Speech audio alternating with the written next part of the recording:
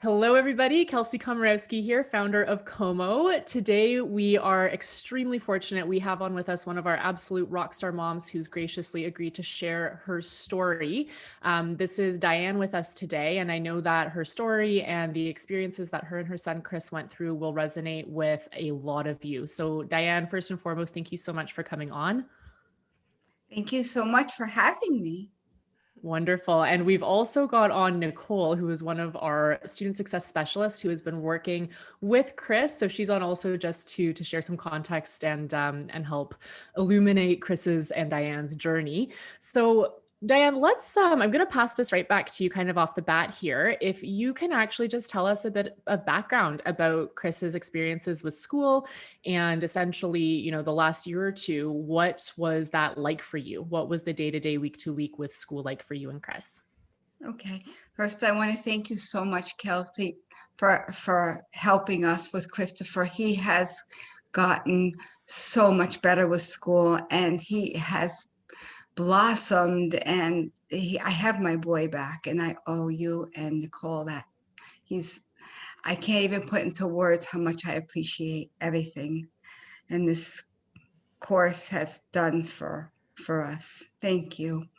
Well, to start with Christopher, he was struggling even before the pandemic. And, I was having a lot of, trouble trying to get the teachers to help him, with his, more with extra help. I even suggested to leave him back 1 year just so he could catch up, but they kept kind of pushing him through. And then the pandemic hit and he just got completely lost. He completely shut down. He wouldn't go on Zoom. And then he entered high school, ninth grade. And he was so completely lost in the system. And I was looking for, Chris had private tutors, but since the pandemic, of course, nobody would come over. So I was looking through Facebook, and I saw Como Consulting, the course, and I listened. And I said, all right, well, let me just, inquire and take a chance. And, I loved the program. I loved you. And, I gave it a shot. And then, of course, I was still skeptical. So as time went by, okay, I really didn't understand, is this tutoring or what exactly is this? And I didn't put two and two together, how important self-confidence is. It's not just tutoring, it's not just teaching them content. This is about them feeling good about themselves, and it makes such a difference in their progress. I didn't understand how much. So it's not just tutoring, it's giving them that self-esteem, that motivation to excel. And while I'm working with Nicole, she's so wonderful. And I know with my son, he gets like very intimidated, like very easy. But Nicole has such a soothing, calming voice. He felt so comfortable with her, and he just blossomed like you can't believe. Um, I know the math specialist was working. Hiba was with Christopher as well, and she helped him so much. Um, and then as time went by, Nicole and you, Kelsey, discovered that the program was too advanced for him. He got so lost in the system, he couldn't catch up. And Christopher wasn't communicating to me that he was so lost in the system that he couldn't catch up. It's like going from, like not knowing anything to just, doing calculus and not having the baseline.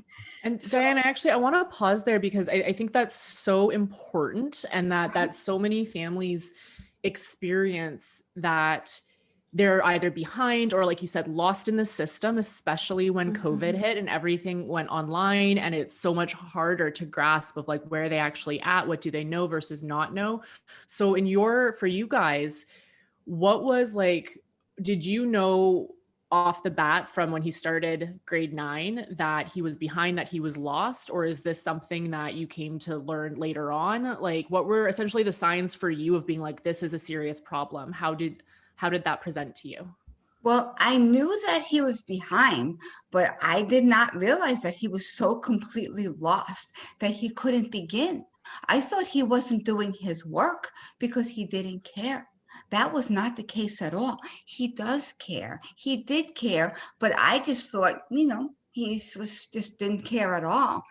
He Yeah. was just so lost, he didn't know where to begin. Yeah. And it took you and Nicole to help us to realize that he couldn't communicate that with me. I don't think he even knew. That's, that's why I owe you so much, for helping us to realize, because he would have just kept on going, going, going, and they would have just kept pushing him through. And, I just, Yeah. Diane, first of all, thank you for your kind words. They mean the world to us. And it really is, in a literal sense, that is why we get out of bed in the morning, like to try to do these things, for you guys, for families, like that's everything. That's the whole, for him to be feeling happier, right? As a human, like to have schoolwork not be such a source of crazy pressure, distaste. But I think that's just such a gem insight to highlight for anybody listening. Most people, let alone our kids, right? Like our kids time 10, most people want to feel good, right? Nobody likes feeling stuck. Nobody likes feeling like, is there something wrong with me? Like, why can't I do it? Nobody likes feeling like that. Almost always, even if kids, present, and Diane, I love that you said that. Does he just not care? Like a lot of parents are like, are they lazy? Like they're just like, they're not motivated. But you guys, you can't be motivated to do something you don't know how to do. And with Chris, Yes. not even knowing like where, like you said, where do I start? Of course he couldn't make progress because he simply didn't know how. He literally could not do it. And that's something we see so often where it's like, come on, just do the work, do the work. If they don't have the tools or strategies to actually do the work in a way where they can feel smart, where they can feel good, it's not going to work. Yeah. So, okay. So Diane, thank you for that. I just wanted to highlight that because that is something I think like 90% of the families that we talk to, they're taking this symptom of they're apathetic or they're checked out and they're ascribing it to a personality thing, when in reality, almost always it's because they don't know how to do it. And that's how they're presenting, as opposed to saying, and a lot of kids don't know that they don't know how to do it. And that's why they just think, well, whatever, I can't. Or a lot of kids honestly are vulnerable about sharing it, right? Especially They're with our teen embarrassed. boys. Of course, there's stigma, there's this shame, and there shouldn't be, but there is. So with Chris, then for you, Diane, going from he's lost, he's not even communicating to me about this, like what was the turning point for you where you started to see a change? Like for you guys, what was the first big shift? Well, in the beginning, he was feeling more and more depressed. He was just moping. He really wasn't eating well. And then when he was put into a different program at school, and then within a week and a half, he had balance in his step again. He started to smile. He started to laugh. He used to come out of his room. He would actually, like go out, come with me to the supermarket. He was just a different kid. And gosh, I owe it all to you guys. I do. It was unbelievable, unbelievable, the transformation that he had. Diane, thank you. I want to pass credit right back to you though, Diane, because you are responsible for this. You and Chris both, right? You took action. And actually, I kind of want to go back also to something you shared earlier, that you're going through. You found us on Facebook, which it makes me laugh because I'm just like the magic of the internet, and the fact that people find us on Facebook is amazing. But also, I know for me at least, when I'm scrolling Facebook, I'm skeptical of everything. I assume everything is a scam. So for you seeing us, what like, tell us a bit more about, you said, you mentioned you were skeptical. I'd just like to hear a bit more about that. And I think families listening would be like, anything that's saying about transforming your kid is probably a scam. Well, yeah, because I was very skeptical because I mean, I didn't never heard of Como. I never, I never really went on Facebook that much. I've been so busy at work, but I was sick and I was out of work and I couldn't do much. So I was just flipping through the internet through Facebook. And I said, I have to help my child because this can't go on. He's going to get, more lost and more lost. And, we can't get a tutor to the house. And of course, I thought it was all academic. I thought it was like if I could get the right tutor, if I could get the right help for him, that he could excel. It's not, I did not realize that there's a big part to his learn emotional Mhm. aspect is so important to his progress as much as intellectual. You Absolutely. know, yes, the emotional component is just as important. You have to, if he doesn't have that self-esteem, if he doesn't have that to begin with, there's nothing. There's no foundation. There's no hope to even try. Yeah.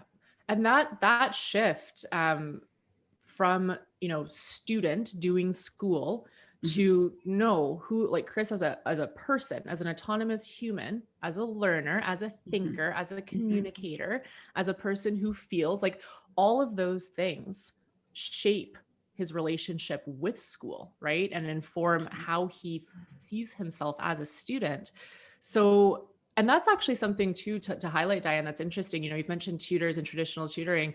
Like, for you, was that one of the biggest shifts for you, as far as going from the tutoring, let's address the subjects and the content and the school, and more into, okay, holistically having him feel confident and feel and see his abilities to actually do the work? Right. Like when the program, like when I saw the program, I thought it was primarily just tutoring and not, I didn't really completely understand the program until I saw the results. And then it's like, wow, yeah, I just never put two and two together. I just never really understood, because for me, I mean, learning was very different. I mean, I just, it just kept like for every child is you need that that emotional confidence to Mhm. exceed. And if you're struggling and you don't have that foundation to even want to try. Mhm. Totally. And with Chris now starting to build out that foundation, and that's another thing, that we've talked about on the back end, that we're so excited, because Chris is in grade 9. So he's building out this foundation and he has so much runway for practice, like thinking about where he's come from 6 months ago to now. And then to think 6 months, 12 months down the line, it's like there's so much room for his growth. So Diane, for you, as a part of him, you mentioned he had bounced back in his step. Like, overall, if you could just share a bit more about what has changed, for you guys, for your family, because this is something, you know we see it all the time and we talk about it, but for other parents to understand, school, once you start to kind of position that, it doesn't have to be this great perfect thing, off the bat, but once it is just not such a source of negativity, that really the household dynamics can change. Can you tell us a bit about your experience with that? Yes, exactly. Well, now Christopher, he he knows how to learn. I mean, you give him the foundation to you give him the tools to actually learn. It doesn't come automatic. Like I just thought, well, you just do it and you just study and you need to organize your thoughts. You need to plan. You need to there's like big steps that I've been out of school a long time, and this is something you don't realize where you just get it done and just do it. It's not you don't realize that the steps that you actually need, the tools that you actually need to succeed. And this program helps to put everything in motion to succeed, as far as the planning, the emotional aspect, the organization. It's all the aspects that come together that create a learning environment conducive to him succeeding, basically. If I said that correctly. I was gonna say, Diane, I That's think the I'm way gonna I take feel. that. I'm gonna take that sound bite. You just said that, so you described that so beautifully. That was, yeah, very wow, very well articulated. So Diane, let me ask you this then: what have been, from what you've just shared, what have been some of your favorite wins with Chris? You've Oh my mentioned a few gosh. already, but for you guys, He would and never he would never email the teacher. He wouldn't even care. He wouldn't even give it a thought. He wouldn't open his mouth. He wouldn't communicate. Nothing. He's asking questions. He's emailing the teachers. He has the confidence to actually, become independent. Basically, it's independent. It's like you transformed from like a little child to like, somebody who's just, kind of just like being, just, uh, um, what I'm saying, like you just accept everything, but he's actually has what I'm trying to say is he's actually initiating like yeah. the learning to succeed. He knows how to succeed, to start to plan, he's becoming like a little man. Yeah. Dad, I love that. And I want to pause there and highlight that, because that's also just such a gem insight from what you've just shared. If I'm understanding this right, it really is that shift from passive Yes, student, passive. like receiving information and like, yeah, I know I've Yes. got to do this stuff, to active, I have choices. I have a Yes. voice. I I have a have, voice. yeah. Yes. Yes, and I can do this, and I am an active participant. I'm just not accepting, like, just, like whatever. I can actually succeed in this Yeah.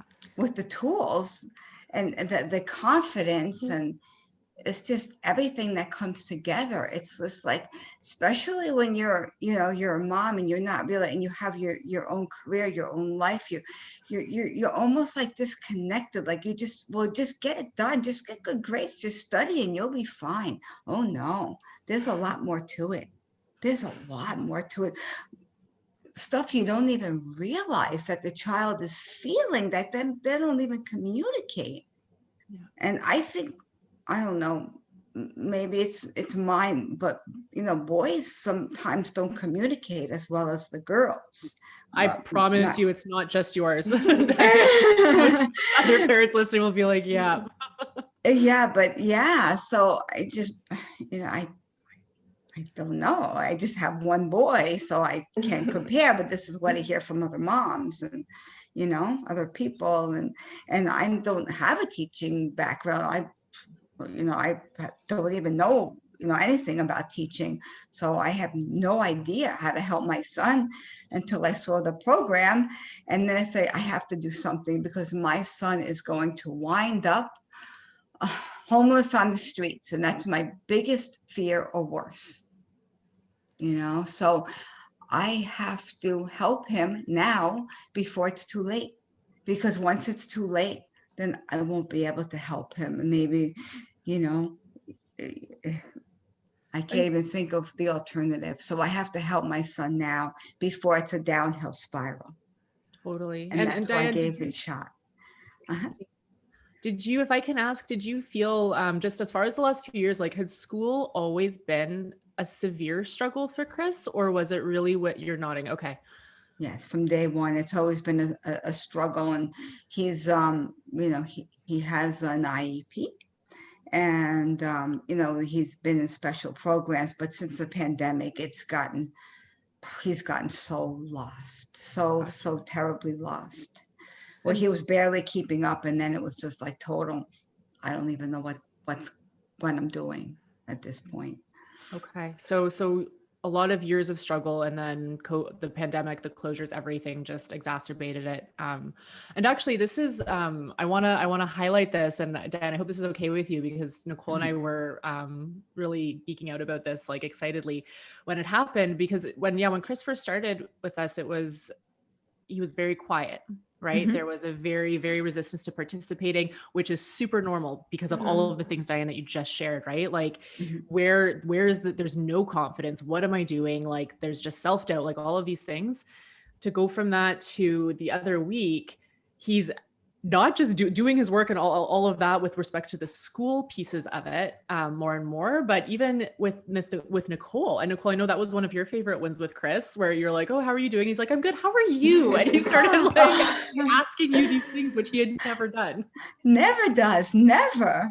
That's amazing. That's So my amazing. favorite part, when it's something small, but when, I asked Chris, how are you doing? At the beginning, it would just be, good or fine or whatever it was. But now he's actually asking me when, a new student joins our room, he introduces himself. The other week, he actually showed his notes as like model notes for the other student to look at, so that he was able to model out something that he's learned. And I was just thinking about Chris, and the way I see Chris's whole journey, working with him for the past, 4 months or so. Chris was on an island, and his academics were on another island that were, pretty far away. And he couldn't jump that far. He couldn't swim that far. He needed a bridge to help him connect himself to his academics. Without that bridge, with all of the resources and all of the skills, you can't expect a student, a kid, to jump that far or swim that far. You wouldn't make it to the other end. We needed to bridge that gap for Chris, in which, now that, that gap is bridged. He has the skills, and as you've shared, there's been so many holistic pieces to help him get to that point. That's an amazing analogy, and it's so true. And it's like right on target, because that's exactly the way, he was. And in the beginning, he struggled. He goes, oh, I don't want to do this. I don't want to, oh my gosh, I don't want to do this. To where he's looking forward to working with you, Nicole. And he speaks so highly of you too. And it doesn't communicate that much, but just the fact that he goes, oh, I have Como today, and he's so willing to, go into, the call, like he's just, where he's not resistant, like the first couple of weeks, it was, oh, now he actually looks forward, and he feels good about himself. And of course he's going to want to, keep feeling that way. It's like, we keep, re-enrolling, because it's like he feels, this is helping him so much. That's so beautiful, Diane. And that's also, so you're sharing so many gems. So I'm like, I want to highlight that, because it's so important that when kids, and this is with most people, and it's like times 10 with our kids, because he started to feel good, right? In any way, shape, or form. And this is why we always we talk about celebrating wins. It's so important, no matter how small of a step in the right direction, no matter how much of a better feeling that is, we gravitate towards more of that. Right. And that's where we see that momentum. And Diane, you mentioned before, avoiding that downward spiral. And I think what you've just outlined is the exact opposite, which is really, in my opinion, at least, the best thing about learning how to learn is that it creates that upward momentum.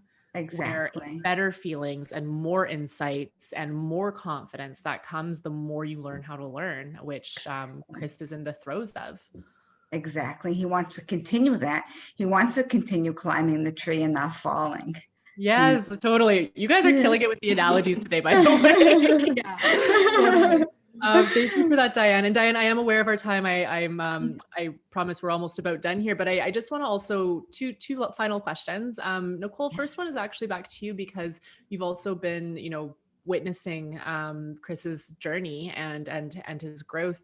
Would you have any other kind of insights on based on him and Diane, their story, which, as we know, so many families are in the struggle and in the stress. What are some insights or just a couple things that you would want to share based on what we've talked about? As far as Chris's confidence, or as far as Chris's, I'm not really understanding the question. As far as, let me rephrase. So as far as based on your experience, right? Mhm. Based on what we've just shared and talked about, what do you think, like, what would you tell other parents, I guess is the better way to put that, as far as for their parents in struggle, they're watching their kid, there's fights around school, they're feeling maybe hopeless, like they're just like, what would you tell them based on your own experience and what you've learned yourself as a parent? I would tell them, this is your child, and this is the most important years of his life, because once you lose that confidence, and you don't feel like you're smart enough, or you don't feel like you could do it, you can just fall, and you cannot ever recover. And then the consequences of that is detrimental. So I think you should give it your best shot and try to help your child before it's too late, because that was my biggest fear, that he would just fail and then he would never get a job. He would never be success. He would never, the most important years are now, because there's only a small window of when they're in school. And you have to try your best for him to be the best person that he can be. And if this program is going to help him do that, then you owe your child that ability to give him the tools to succeed, because school can't do that. There's too many kids. There's one teacher for 20 kids. They can't help your son the way that this program has helped Christopher. So that's awesome, Diane. I'm hearing take action. Take action now before it's too late. Do something. Yeah. Okay. Wonderful. And Diane, is there anything else that you would share, just for other families who might be struggling? I think you've already beautifully covered it, but in case there's any final thoughts there. Yeah. Just a lot of gratitude, just insight, and just, it's like when I spoke to you, I said, well, my son will never go for this. He'll never do this. Like every other day, he won't do it. And then you spoke to him, and then he goes, yes, I'll give it a shot. And then there was so much resistance in the beginning, but then to the point where he wanted to. And it was like, I just couldn't believe that, he would look forward, and he was happy. He was just happy to join the class. And it was just so amazing. Just so amazing. Thank you, Diane. And you know what? Thank you, Nicole. Thank you, Kelsey. Thank you for just giving me all the tools to help him. Thank you. You know what, Diane? For helping him. Thank you. It is our privilege. And honestly, you showed up for Chris, and Chris in turn showed up for himself. To Nicole's earlier point, we can give the tools to build that bridge, right? But Chris is the one who crossed it. And for that reason, like, there's just so much pride, and he should feel so good about himself, because he is the one who made this choice to invest in himself and to take those steps and make that progress. And again, it's just the beginning for him, which is so exciting. But Diane, that's wonderful. Thank you so much for sharing that. And thank you for giving me hope. Thank you for helping my child succeed. I owe you guys so much. Diane, you're gonna make me cry on these, which I but I will say, for anybody listening, you guys, Diane and Diane, to your credit, walking the walk, Diane took action. She booked a call. We talked, we got clear on what was going on with Chris, how we would want to help him, what she would want to see for him. And together we made that happen. I can't emphasize enough that if you want a different reality, if you want to see different behaviors, different things with your child, that is possible for you. It doesn't happen. Diane, I'm repeating what you said. It doesn't happen automatically. It doesn't happen overnight. It takes concentrated, deliberate effort and strategies, but over time it can happen. And that can be something that is new, that gives you hope, that makes you happier, that makes your child happier. That is all there for you. So if you're struggling right now, book a call. Let's talk. Let's get clear on what you actually want, what your family wants, what can success in school and with learning look like.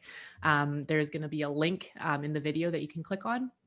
And other than that, Diane, I just want to thank you and Nicole, both of you, for your time. Diane, especially just for taking the time to share your story. Like I mentioned, we talk with families every week that are in pain, really is the only way to put it. They're in pain and they're wishing that it could be different. And your story is just such an incredible, inspirational example of how it can be different and that can absolutely happen. So Diane, thank you again for sharing and for giving hope.